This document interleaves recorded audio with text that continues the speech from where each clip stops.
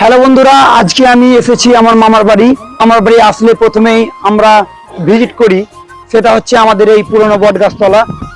এই বটগাছতলায় আমরা আমাদের শৈশব কাটিয়েছি একসাথে অনেকগুলো বন্ধু মিলে। এখন আর সেই বন্ধুগুলো নেই, তাদের মধ্যে দু চারজন এখন সেই পুরনো স্মৃতিটা ধরে রেখেছে। আমরা এই বটগাছে অনেক স্মৃতি কাটিয়েছি। এখানে আমার মামা আছে, এগুলোতে আমরা বসে থাকতাম একসাথে একসাথে আমরা অনেক সময় কাটাতাম।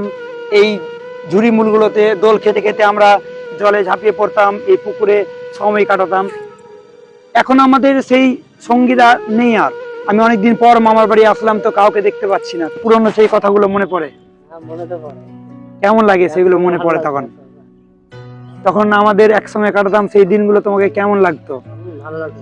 আর এখন কেমন লাগছে? এখন তুমি একা একা বসে আছো, এখন একটু খারাপ লাগে। খারাপ লাগে? মনে পড়ে তাদের, তাই নাই? তারা সবাই নিজের নিজের কাজে চলে গেছে।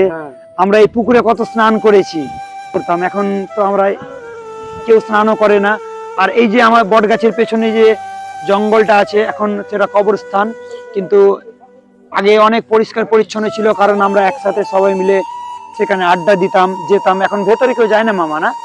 এখন এখানেই দু একজন বসে, আগের মতো আর আড্ডা কেউ দেয় না, তাই না?